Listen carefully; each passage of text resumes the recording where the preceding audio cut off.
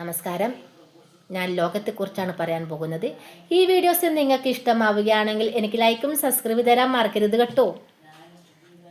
നമ്മുടെ പ്രപഞ്ചം ഇന്ന് ഇഞ്ചിഞ്ചായിട്ടാണ് നശിച്ചു കൊണ്ടേയിരിക്കുന്നതല്ലേ. പ്രകൃതി ദുരന്തങ്ങൾ പല രീതിയിലാണ് ഇന്ന് ലോകത്ത് സംഭവിച്ചു കൊണ്ടിരിക്കുന്നത്. ഈ ദുരന്തങ്ങളാലും എത്രയെത്ര മനുഷ്യക്കുഞ്ഞുങ്ങളാണ് ഈ ഭൂമിയിൽ നിന്ന് മാറ്റപ്പെട്ടു പോകുന്നത്.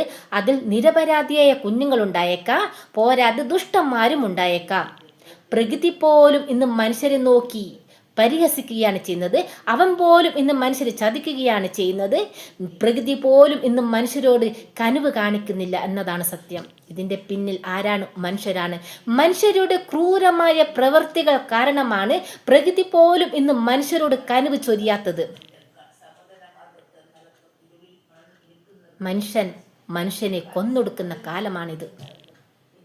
മനുഷ്യനെ കൊന്ന് ചോര കുടിക്കുന്നു. ഇത് പ്രകൃതിക്കും അറിയാം, ദൈവത്തിനും അറിയാം. പ്രകൃതി ദുരന്തങ്ങൾ വരുമ്പോ ദൈവത്തിനെന്താ പ്രകൃതിയെ തടഞ്ഞു നിർത്തിക്കൂടെ? എന്തുകൊണ്ടാണ് ദൈവം പ്രകൃതിയെ തടഞ്ഞു നിർത്താത്തത്? ദൈവത്തിന് നന്നായിട്ടറിയാം, മനുഷ്യ മക്കൾ നല്ലവരല്ല, അവർ ദുഷ്ടന്മാരാണ്, ക്രൂരപ്രവൃത്തി ചെയ്യുന്നവരാണ്. എത്ര പിഞ്ചു മക്കളെയാണ് ക്രൂരമായി കൊല്ലുന്നതെന്ന് ദൈവത്തിന് നന്നായിട്ടറിയാം. പിന്നെങ്ങനെ ദൈവം മനുഷ്യരോട് കനിവ് കാണിക്കും? അതുകൊണ്ടാണ് പല ദുരന്തങ്ങൾ വരുമ്പോഴും ദൈവം മനുഷ്യരുടെ ഇടയിൽ വരാത്തത്.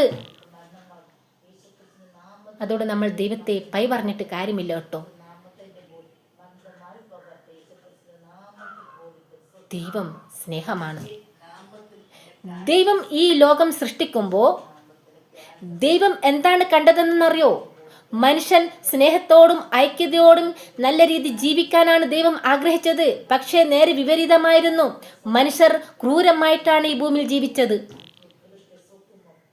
ആ നാൾ തൊട്ടേ ദൈവം ഈ ഭൂമിയിൽ നിന്ന് അകന്നു പോയതാണ്. അന്ന് തൊട്ട് ഇന്ന് വരെയും മനുഷ്യർ ദുഷ്ടപ്രവൃത്തിയും ക്രൂരത കൊണ്ട് മാത്രമാണ് ഈ ഭൂമിയിൽ ജീവിച്ചിരുന്നത്. ഇത് കാപട്യം നിറഞ്ഞ ലോകമാണ്. ഇന്ന് ഇസ്രയേൽ യുദ്ധം നടന്നുകൊണ്ടിരിക്കുകയാണ്. ഈ യുദ്ധത്തിൻ്റെ പിന്നിൽ ആരാണ്? മനുഷ്യരാണ്, അല്ലാണ്ട് ദൈവമല്ല. ദൈവം പറഞ്ഞിട്ടില്ല അവരോട് യുദ്ധം നടത്തുവാൻ. ജാതി മതത്തിൻ്റെ പേരിൽ അവിടെയുള്ള ഭരണകർത്താക്കന്മാരാണ് യുദ്ധം നടത്തിയത്. എത്ര പിഞ്ചു മക്കളാണ് മരണമടിഞ്ഞു പോയത്? ദൈവമാണോ കുഞ്ഞുങ്ങളെ കൊന്നത്? അല്ലല്ലോ, അവിടെയുള്ള ഭരണകർത്താക്കന്മാരല്ലേ. ആ ഭരണകർത്താക്കന്മാർക്ക് അവിടെയുള്ള മനുഷ്യരോട് കുറച്ച് കനിവ് കാണിച്ചിരുന്നെങ്കിൽ ഇന്നവിടെ യുദ്ധം നടത്തുമായിരുന്നില്ല. ഇന്നവിടെ ആ പിഞ്ചു മക്കളടക്കം സന്തോഷത്തോടെ ജീവിക്കുമായിരുന്നു.